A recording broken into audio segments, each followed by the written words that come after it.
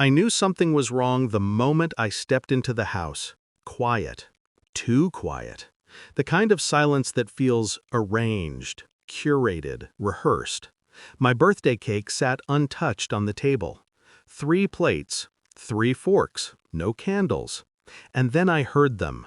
Soft giggles, the kind that don't belong in a marriage. Not anymore. I walked into the living room. My wife sat in the center of the couch, legs crossed, hands folded neatly, like she'd been waiting for a performance to begin. Her 2 best friends flanked her, whispering something that stopped the second I approached. All 3 of them looked at me with the same slow smile. A verdict. She took a breath, steady and cold. "We've decided it's time to divorce you." Just like that. My birthday gift. The room tilted, just slightly, but my face didn't. I felt my pulse hammering under my skin, steady, tight, controlled. They watched me the way people watch a cornered animal. I wanted to ask why. I didn't. I only looked at her, then at them. Smirks. Amusement. A private joke I wasn't invited to. But I already felt the edges of the puzzle sliding into place. A strange call 2 nights ago. Her sudden distance. Her best friend crying in the hallway earlier that week. Something inside me shifted. Quietly. Sharply. Not pain. Not anger. Recognition. This wasn't about divorce. This was about guilt. And someone, somewhere, had slipped. I didn't speak. They thought silence meant defeat. They didn't know me. My wife leaned forward. "You know, we've grown apart. I need something different." She glanced at her friends, and one of them bit her lip, suppressing another laugh. Different? Sure. I watched her fingers, trembling slightly despite the facade. Guilt has a pulse of its own. I'd seen it before, years back, in my father's eyes when he thought I didn't notice his lies. One of the friends shifted uncomfortably. The pregnant one, 8 weeks. I remembered overhearing her whispering on the phone, apologizing to someone, telling him she would figure it out. She didn't know I was in the next room. And now they sat here, forming an alliance against me. Something was off. Something deliberate. Divorce out of nowhere, on my birthday, with an audience. People don't do that unless they're trying to hide something much bigger. Maybe they thought if they attacked first, they could distract me from the real story. Maybe they believed I'd break, cry, yell, collapse. They miscalculated, because beneath my stillness, I felt the truth rising, slow as a knife drawn from a sheath. Her best friend wouldn't meet my eyes. My wife kept glancing at her phone. The other friend had that hollow, expectant look, the kind that waits for someone stronger to make the wrong move. I didn't confront them, not yet, but inside, the suspicion hardened into certainty. Something bound them together in a secret they weren't ready for me to see, and that something had a heartbeat. In the days that followed, I moved like a shadow in my own home, quiet, unnoticed, deliberately ordinary. She thought the conversation on my birthday had stunned me. It hadn't. It had focused me. I started with simple observations. Her phone, suddenly always face down. Late-night walks with her best friend. A receipt in her purse from a clinic she never mentioned. I didn't accuse. I didn't change my routine. I let her believe she still held the upper hand. But every night, I replayed the scene. Her friends smirking, her voice so calm, so oddly confident. That confidence meant one thing. She believed she was safe.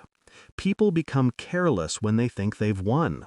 I pulled phone records, anonymous number, frequent calls, then messages, deleted but not well enough. Cloud backups are stubborn. There it was. A single text from her best friend's husband to my wife. "We need to talk about the baby. She's getting suspicious." Not my wife, not his wife. She, the pregnant friend. My heartbeat slowed. everything aligned. My wife wasn't divorcing me because she'd fallen out of love. She was divorcing me because she was helping hide someone else's betrayal, one that could shatter her friendship, her reputation, her carefully curated life. I ordered a DNA test kit anonymously. Not for me, for them. If I was right, the father wasn't who everyone believed. Every step I took was precise, measured, cold. Outer calm, inner storm. And when the results came back, I didn't react. I only planned. I invited them all again. Same living room, same couch, different battlefield. They arrived confused, my wife trying to mask her nerves, the pregnant friend clutching her stomach, the other one quiet for once. I placed a single envelope on the table. No speech, no accusations, just a question, "Are you sure you want that divorce?" My wife scoffed, "We've already decided." I slid the envelope toward the pregnant friend. "Open it." She hesitated. Her hands shook. My wife swallowed hard. Inside was the DNA report. Her unborn child's father. Not her husband. Not some stranger. My wife's husband. The pregnant friend gasped like the air had been ripped from her lungs. The other friend covered her mouth. My wife went pale, then red, then nothing. A complete collapse of expression. I stayed perfectly still. "Before you asked for a divorce," I said quietly, "you should have checked whether you were standing on solid ground." She stared at me, horror spreading slow and deep. She'd planned to humiliate me. Instead, I'd handed her the truth, with witnesses. My wife tried to speak, her voice breaking into pieces. This isn't, I can explain." I raised a hand. "Don't. You made your decision already." The pregnant friend looked at her, eyes burning with betrayal. "You slept with my husband?" she whispered. "And you were going to divorce him while helping me hide it?" My wife collapsed into the chair, shaking. The smirks from my birthday were gone, replaced by terror, shame, unraveling. I stood. "I'm giving you what you wanted," I said. "A divorce. Signed. Effective immediately." Her head snapped up. I placed the signed documents on the table.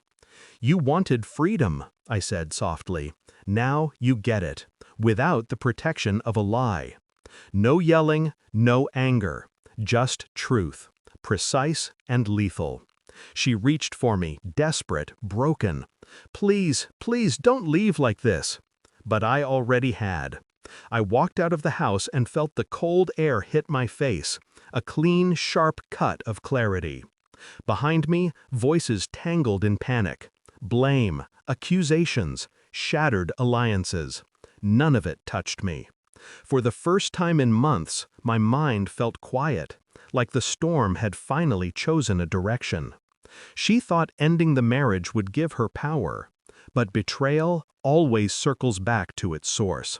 I didn't look back, not once. Some endings don't need fire, just truth. And truth, when delivered cold, burns deeper. The door closed behind me like a final heartbeat. I kept walking. I didn't lose anything today. I simply returned what was never mine to keep.